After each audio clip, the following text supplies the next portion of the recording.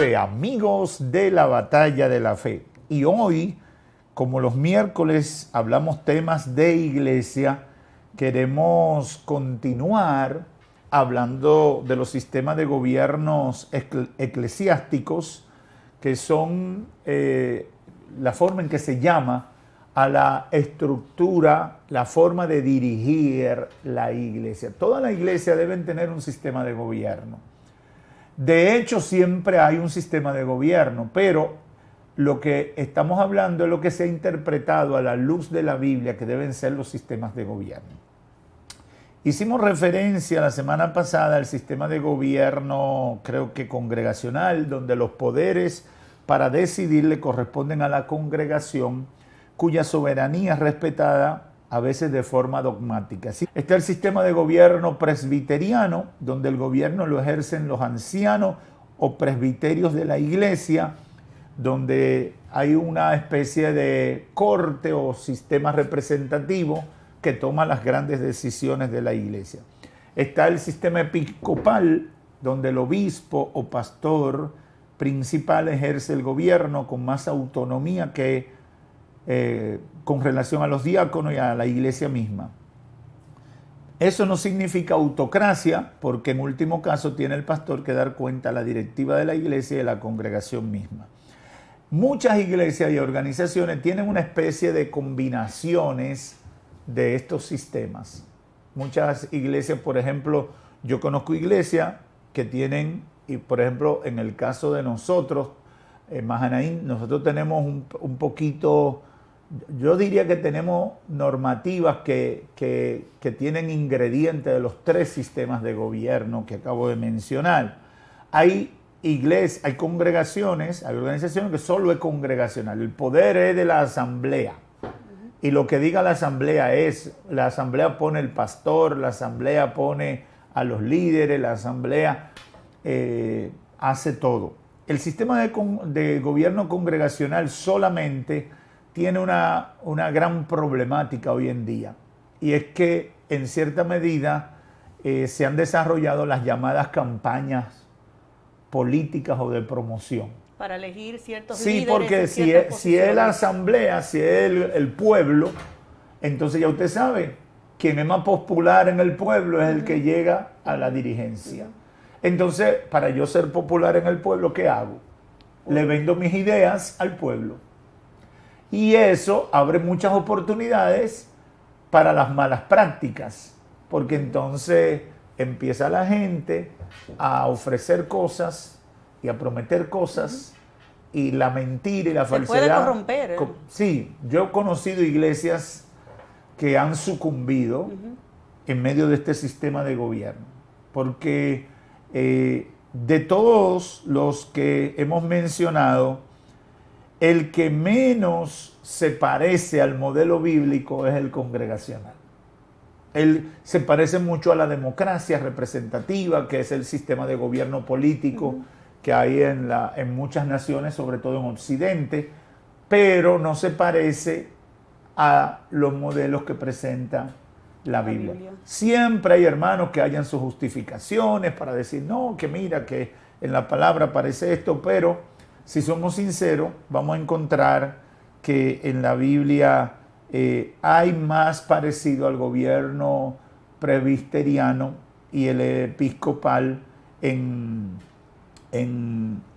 sentido general. Es decir, pero lo importante es que la iglesia pueda comunicar, y aquí yo quiero resaltar algo que tocamos la semana pasada, cuáles son las reglas y el orden que tiene establecida la iglesia. ¿Por qué? Porque dependiendo de eso, ya los miembros pueden saber a qué atenerse. Lamentablemente hay iglesias que han surgido de manera espontánea y no han seguido una normativa o no lo han establecido, porque puede surgir de manera espontánea, pero puede establecer una normativa. Entonces, las iglesias deben tener una normativa, deben tener un reglamento o un manual de miembro que establezca los deberes de los miembros, el sistema de gobierno, quiénes son sus líderes, por qué y en base a qué se escogen sus líderes, y cualquier medida, ¿quién la toma? La medida disciplinaria, ¿quiénes la toman para que la iglesia esté debidamente orientada y eso evite el surgimiento de conflictos? Porque una de las armas más poderosas que tiene el diablo contra la iglesia es los conflictos internos. Eso es así. Los conflictos entre hermanos. Hemos visto iglesias dividirse en 20 pedazos.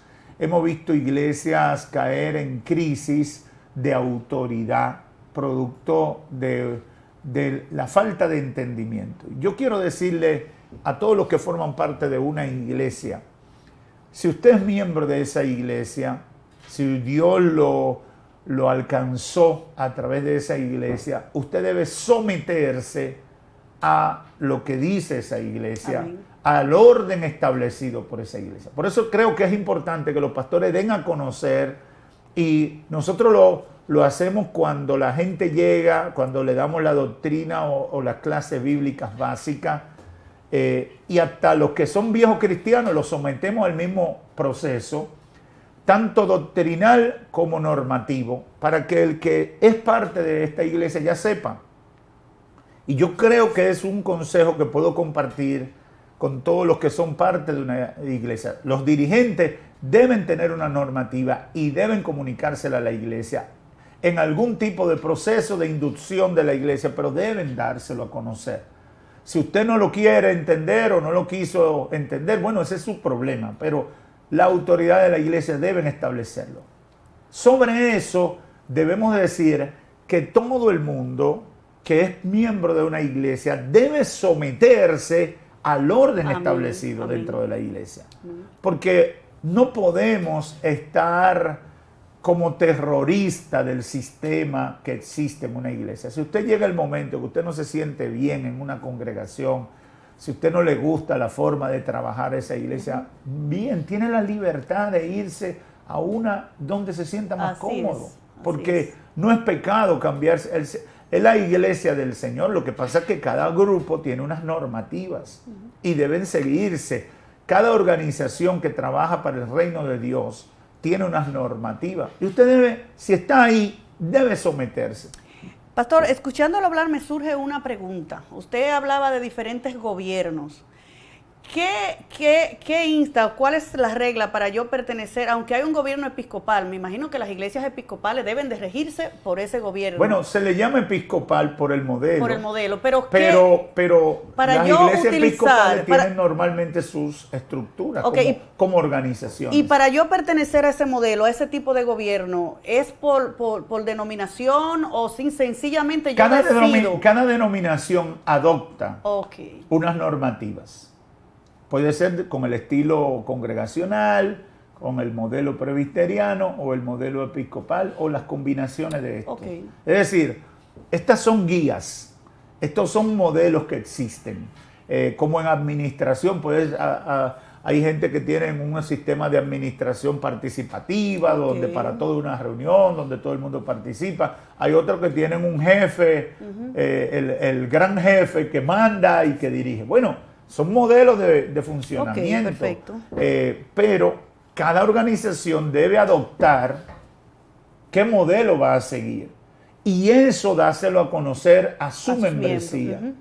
¿Para qué? Para que ya estén debidamente edificados y sean conocedores de cómo es que nos manejamos. Y se puedan seguir las reglas. Puedan hacerlo. Es decir, cada miembro de una congregación debe tener un manual de miembro o un manual o un reglamento local, como lo tienen algunas iglesias, donde yo sé cuáles son mis deberes, cuáles son mis responsabilidades, cómo me debo seguir. Hay iglesias que han surgido espontáneamente, y eso decía ahorita, y luego no siguen ninguna normativa y nadie sabe cómo que se manejan las cosas. Y ese tipo de cosas comienzan a generar conflictos. Claro que sí, porque no tienen una guía, no tienen Efectivamente. pautas.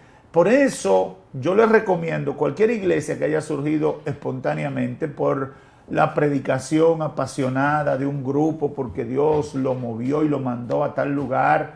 Bueno, todo eso está bien. Lo ideal es que venga de una iglesia madre que le dé cobertura. Amén. Eso es lo ideal. debería ser de esa manera. Pero sobre todo entre los pentecostales ha surgido que los hermanos se mudan por un barrio, no hay iglesia, comienzan a dar culto en una marquesina y cuando viene a ver, ya hay una congregación formada.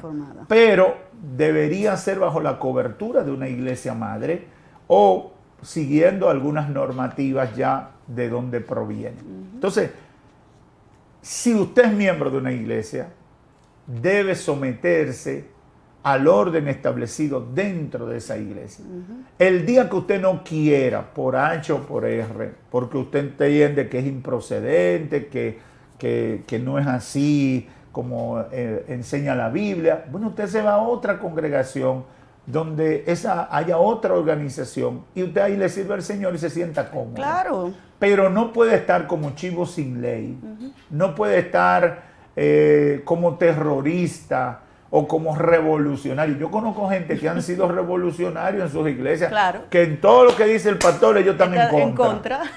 Y no solamente ellos instan a los demás. Y ahí usted cae en pecado. Ahí usted cae en pecado. Porque se está levantando contra la autoridad establecida por Dios. Óyeme, si la palabra, Pablo escribiendo a los romanos dice, toda autoridad es establecida por Dios. Si a nivel político y demás es así, imagínese a nivel de la iglesia. Eso es así. Ahora, usted sométase al orden que hay dentro de la iglesia. Si, por ejemplo, yo conozco iglesias que todos los años le hacen una evaluación pública al pastor dentro de la congregación, sobre todo las que son del sistema congregacional. Y el pueblo dice si quiere seguir con ese pastor o quiere cambiar el pastor. Bueno, si su iglesia tiene ese orden, bueno, y usted está en contra, no esté hablándole mal a los hermanos del pastor, espere el momento y lo para que entonces usted claro. Y que tenga validez y sea justificado, porque a veces a nosotros no nos gusta algo porque no me gusta a mí. Porque no me gusta a mí, exactamente. Y entonces, pero lo importante es someterse al orden, porque no podemos vivir en conflictos. La iglesia no es una unidad de conflicto, no es un lugar para estar en conflictos permanentes. Esa es la obra de Satanás, los conflictos internos. Y óigame, hermana Cecilia, yo conozco tanta gente que hoy no le sirve al Señor producto de un conflicto. Eso es así.